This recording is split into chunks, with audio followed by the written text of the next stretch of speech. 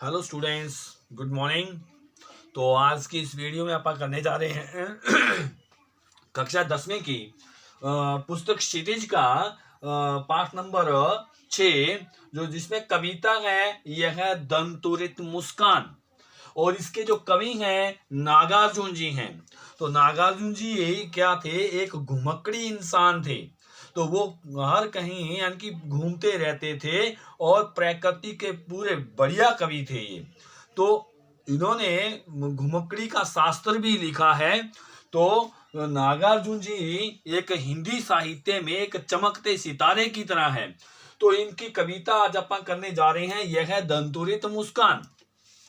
तो इस कविता का मुख्य उद्देश्य क्या है? ये नन्हे बच्चे की निश्चल एवं मनमोहक हंसी के प्रभाव का उल्लेख करना है।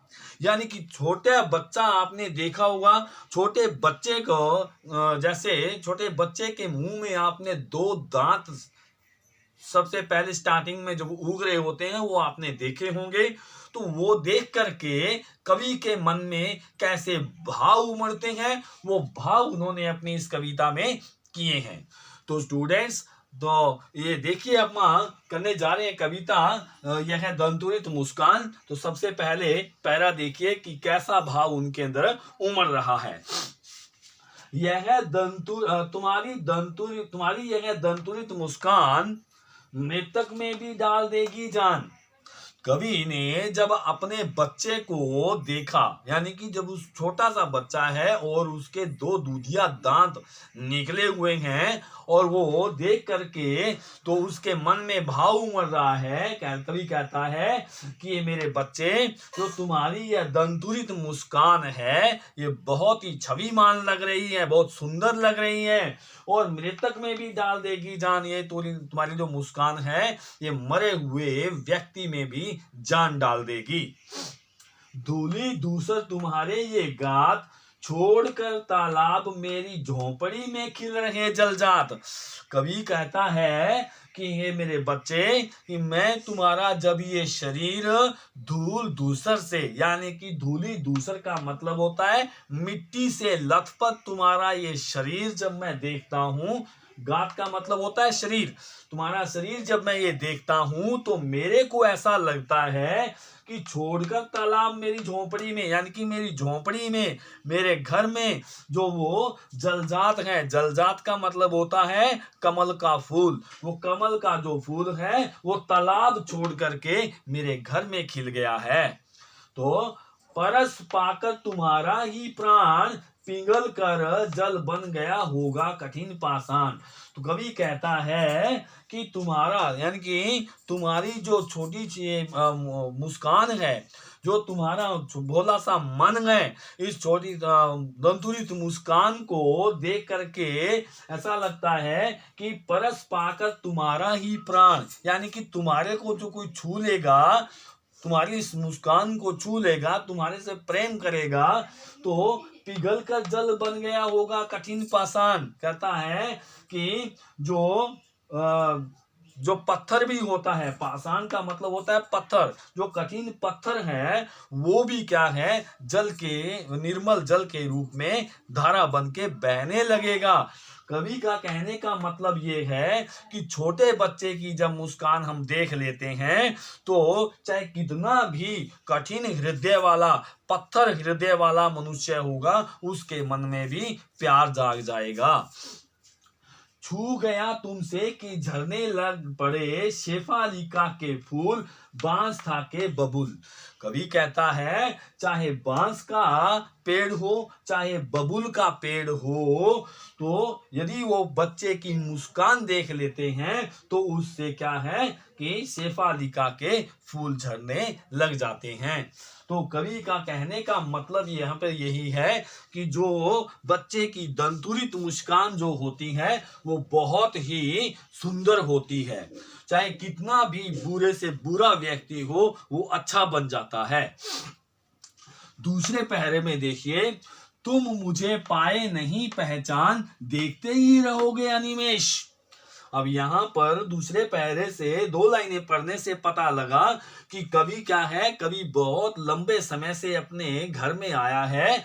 तो वो क्या है, उसको कहता है कि तुम मुझे पहचान नहीं पाए हो, प्रश्न कर रहा है। यहाँ पे प्रश्न अलंकार भी हम लिख सकते हैं, प्रश्नात्मक शैली भी हम लिख सकते हैं। तो कवि यहाँ पे अपने बच्चे को कहता है कि मेरे प्यारे बच्चे, क्या तुम मुझे पहचान गए हो? क्या तुम मेरे को अनिमेष, अनिमेष का मतलब है लगातार मेरे को देखते रहोगे? थक गए क्या तुम मेरे को लगातार देखते देख के थक गए हो? क्या मैं तुम्हारे से अपनी आंखें फेर लूं, आंख लूं मैं फेर? क्या मैं तुम्हारे से अपनी आंखें फेर लूं, मैं मुंह फेर लूं आपसे? क्या हुआ यदि हो सके परिचित न पहली बार? कि मेरे बच्चे, यदि क्या हुआ कि मैं तुम्हारे से पहली बार नहीं मिल सका और पहली बार मैं आपको हम दोनों की आपस में कोई भी परिचय नहीं हुआ। यदि तुम्हारी मां ने माध्यम बनी होती आज, मैं न सकता देख, मैं न पाता जान तुम्हारी यह दंतुरित मुस्कान। कवि कहता है कि यदि तुम्हारी मां हम दोनों के बीच में माध्यम ना बनी होती, कहने का मतलब है कि पिता और बेटे के दोनों के बीच में संबंध पैदा करने वाली माँ ही होती है। तो वो कवि कहता है कि यदि तुम्हारी माँ हम दोनों के बीच में माध्यम ना बनी हुई होती, तो मैं तो तुम्हारे को कभी जिंदगी में देख सकता, और ना ही मैं तुम्हारे को जान सकता, और ना ही मैं तुम्हारी ये दंतुरित मुस्कान का आनंद ले सकता। तो दूसरे पहरा को भी आपने अच्छे से समझा होगा। तीसरा पहरा देखिए, धन्य तुम मां भी तुम्हारी धन्य, चिर परवासी मैं इतर मैं अन्य। यहाँ पे कवि कहता है कि हे मेरे बच्चे, तुम धन्य हो, तुम सौभाग्यशाली हो, और तुम्हारी माँ भी, तुम्हारे को जन्म देने वाली तुम्हारी माँ भी सौभाग्यशाली है। मैं यानी कि चिर प्रवासी का मतलब लंबे समय से बाहर रहने वाला, मैं तो इतर, मैं तो दूसरा हूं, मैं अन्य हूं। कवि कहता है इस अतिथि से प्रिय है तुम्हारा क्या रहा संपर्क, यानी कि मैं तो यहाँ पर आया हूँ एक मेहमान की भांति, मैं यहाँ पर आया हूँ। अतिथि का मतलब मेहमान, मैं तो यहाँ पे मेहमान बन के आया हूँ। इस मेहमान से तुम्हारा क्या प्यार रहेगा, क्या प्रिय होगा, मैं तुम्हारा क्या प्रिय रहूंगा, और मेरे से तुम्हारा क्या संपर्क रहेगा। उंगलियां माँ की करती रही हैं मधुपर्क, यानी मैं तो लंबे समय से बाहर था, और तुम्हारी माँ ही लंबे समय तक तुम्हारा पालन पोषण करती रही है। माँ की उंगलियों से ही तूने शहद चाटा है, माँ की उंगलियों से ही तुम्हारे को चलना सिखाया, माँ की उंगलियों ने तुम्हें चलना सिखाया है। तुम्हें मधुपर्क यानी कि आनंद देती रही हैं माँ की उंगलियां, माँ ही तुम्हारे हमेशा पास रही है।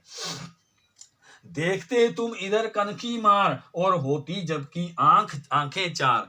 कवि कहता है कि तुम मेरे को जब कनखी मार का मतलब टेढ़ी आंख से ऐसे देखना, टेढ़ी आंख से यानी कि आप मेरे को देखते हो तो मेरे को आपसे आंखें चार, यानी कि बहुत प्रेम हो जाता है आपसे, मेरे को बहुत अच्छी लगती हैं, मैं आप बहुत प्रभाव पड़ता है आपकी इस दंतुरित मुस्कान का मेरे पर।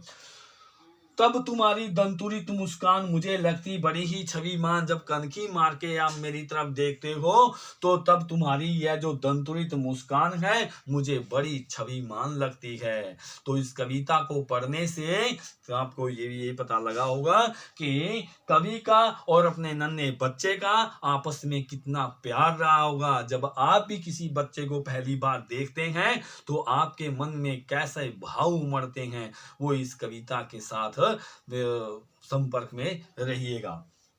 तो स्टूडेंट्स, इस कविता को अच्छे से आप समझिए, इसके अंदर जो भी क्वेश्चन आंसर है उसको आप कीजिए। यदि आपको कुछ समझ में नहीं आ रहा है या कोई भी इसके अंदर आपको कुछ भी गलत हो रहा है या फिर सही आपको लग रहा है या कोई कमेंट करके मेरे को बताइएगा। धन्यवाद।